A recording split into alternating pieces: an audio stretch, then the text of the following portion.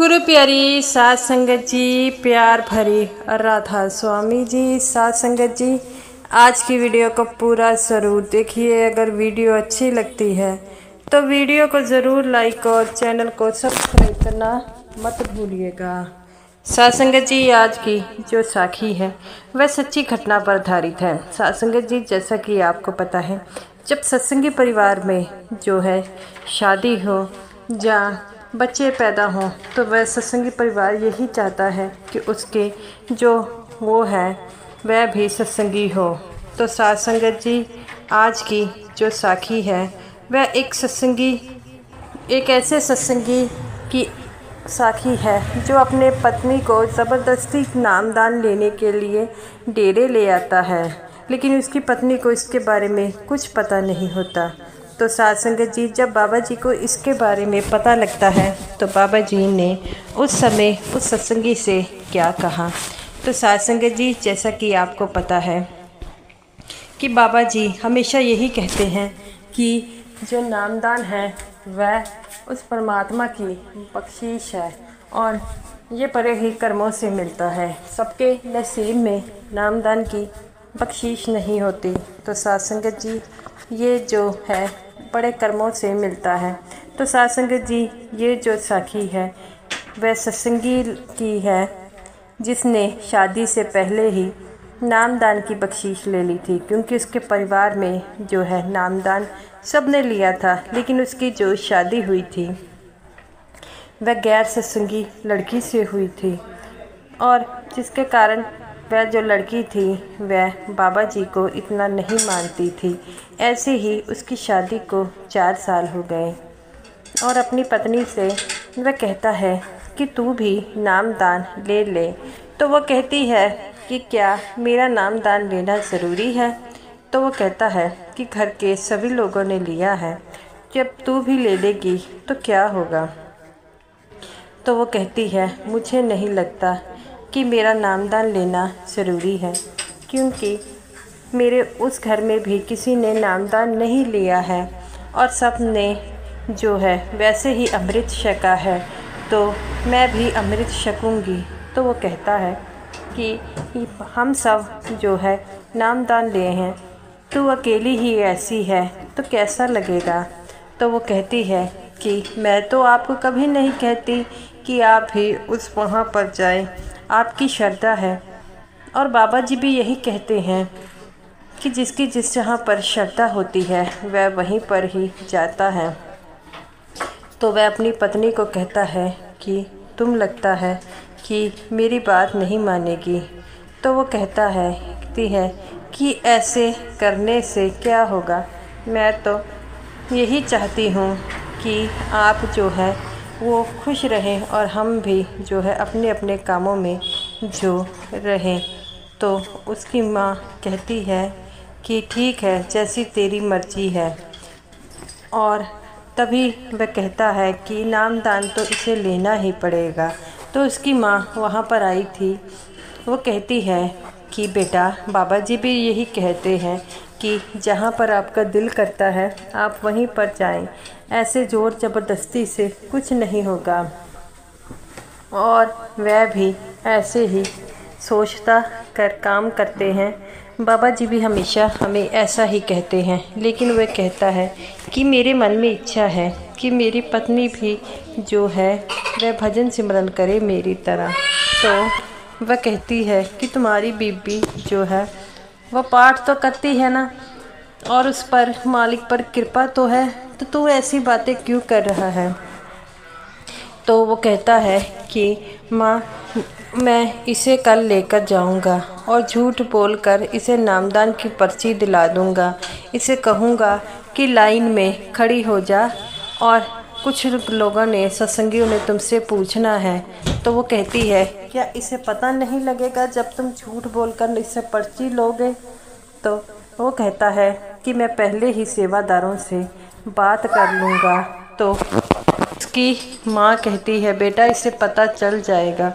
तो उसका बेटा कहता है कि इस बात से आप जो है चिंता मत करें, मैं खुद ना खुद कुछ देख लूँगा। तो वो कहती है कि ये बात गलत है।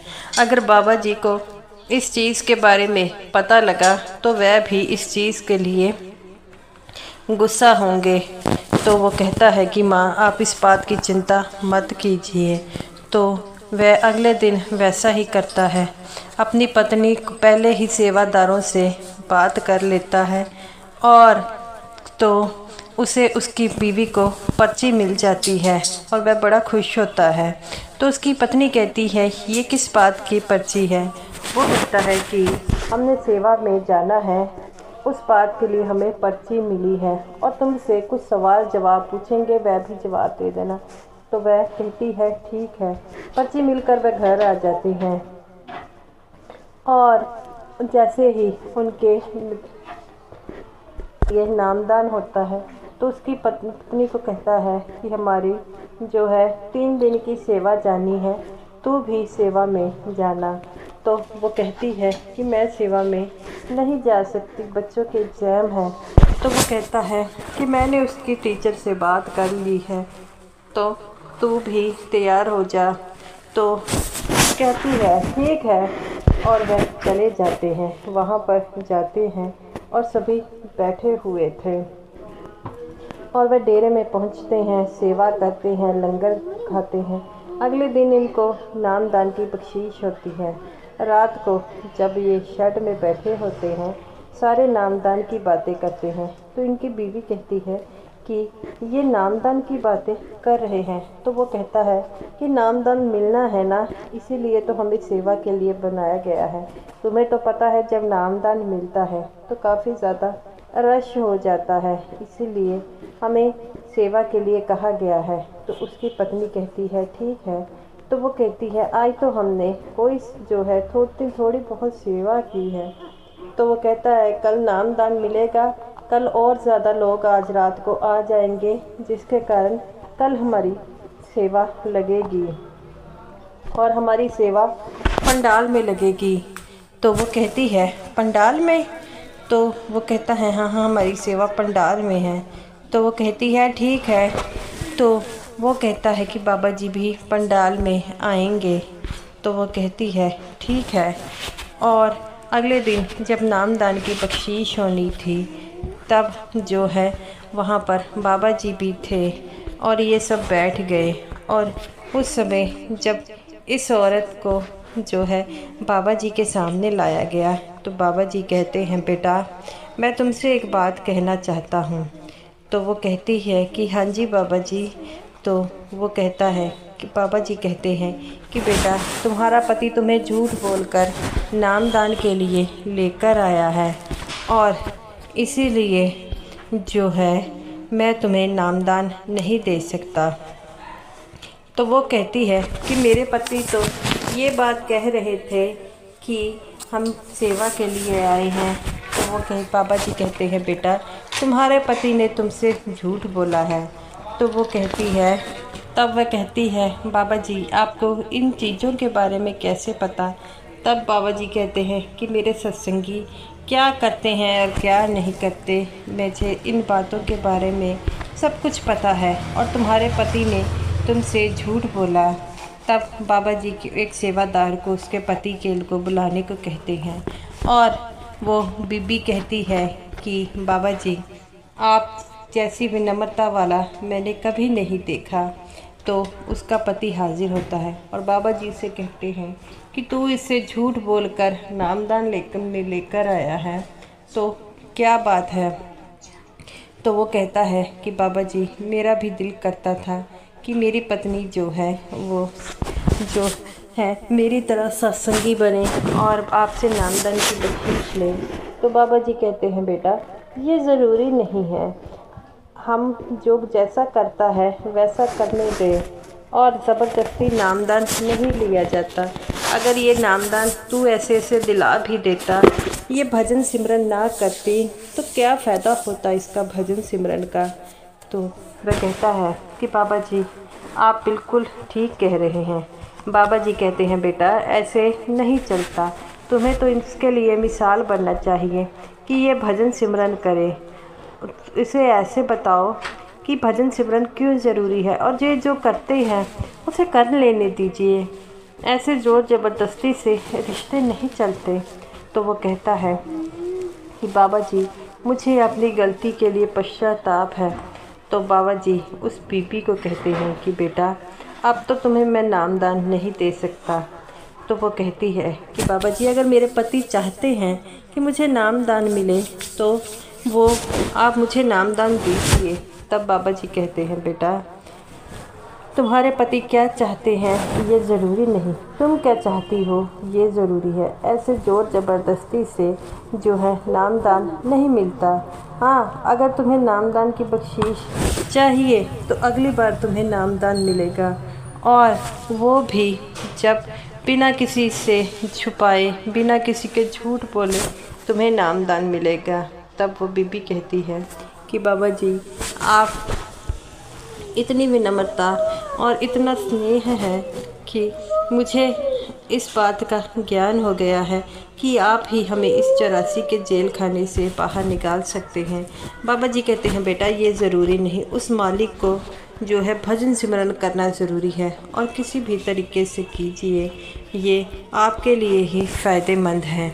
तो साथ संगत जी, बाबा जी कहते हैं कि भजन सिमरन करना ज़रूरी है, जैसे भी कीजिए, पर ये ज़रूरी नहीं है आपने किस तरह करना है, बस यही ज़रूरी है कि आप भजन सिमरन ज़रूर कीजिए। तो वह बीबी कहती है कि बाबा जी आप सही कहते हैं। तो वो कहती है कि बाबा जी, मैं अगली बार तैयारी के साथ आऊँगी। और बाबा जी कहते हैं बेटा, अगर आपके कर्मों में नामदान की बख्शीश होगी तो आपको नामदान ज़रूर मिलेगा। तो गुरु प्यारी साथ संगत जी, वह दोनों मियाँ बीबी जो वहाँ से चले गए, तो उसकी बीवी कहती है कि अगर आप मुझसे सच भी बोलते तो मैं नामदान ले लेती। तो वो कहता है, मैंने तुझे कई बारी कहा लेकिन तू इस बात पर नहीं आई, इसीलिए मुझे झूठ बोलना पड़ा। तो वो कहते हैं कि झूठ बोलकर क्या आज तक कोई का फ़ायदा हुआ है, और बाबा जी से अगर हम झूठ बोलेंगे तो क्या हम पकड़े नहीं जाएंगे, इस बात का आपको डर नहीं था। तो वो कहता है, डर था, लेकिन मुझे पता था कि बाबा जी जो है एक बार तुम्हें नामदान मिल गया तो सब कुछ ठीक हो जाएगा। तो वो कहती है कि काम बिगड़ भी सकता था। तो वह दोनों मियाँ बीबी डर गए, और जब उसकी माँ ने उसे पूछा तो उसने सब कुछ बता दिया कि बाबा जी ने मुझे नामदान देने से मना कर दिया है, क्योंकि मेरा पति मुझे झूठ बोल कर लाया है। तब वह उसकी माँ कहती है कि मैं तो इसे पहले से कह रही थी कि ऐसे नामदान बाबा जी देंगे ही नहीं, पर ये मेरी बात कहाँ मानता है। साथ संगत जी, ऐसे ही समय व्यतीत हो गया। उस बीबी के मन में उसी दिन से बाबा जी के प्रति बहुत श्रद्धा हो गई, और वह हर समय सत्संग और सिमरन पर जाने लगी। और देखते ही देखते उसे अपनी मर्जी से पर्ची ली, और जब बाबा जी के सामने आई तो बाबा जी कहते हैं कि अब तो तू किसी जोर से नहीं आई है, अपनी मर्जी से आई है। तो वो कहती है, हाँ बाबा जी, अब मैं अपनी मर्जी से आई हूँ। तो बाबा जी कहते हैं बेटा, अपनी मर्जी से अगर आप नामदान ले तभी अच्छा है, और भजन सिमरन में जो है कोई रुकावटें नहीं आती। तो वो कहती है कि बाबा जी, आप उस दिन आपकी जो बातें थी मेरे मन को छू गई, और मुझे लगा कि मुझे भी नामदान लेना चाहिए। बाबा जी कहते हैं बेटा, लगने से कुछ नहीं होता, इस चीज़ की समझ भी होनी चाहिए हमें नामदान क्यों मिल रहा है। अगर हमारे पास इस चीज़ की समझ नहीं है तो हम नामदान लेने का हमारा कोई भी फ़ायदा नहीं है। तो वो कहती है कि आप बाबा जी, आप बिल्कुल सही कह रहे हैं। तो वो कहते हैं कि बाबा जी, आपकी कृपा इसी तरह मुझ पर रहे, तभी तो हम जो है इस 84 के जेल खाने से बाहर निकल सकते हैं।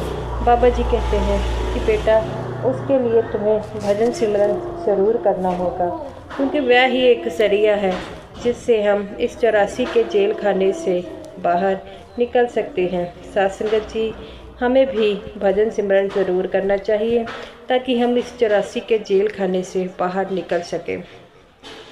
तो गुरु प्यारी साथ संगत जी, ये रही मेरी आज की वीडियो।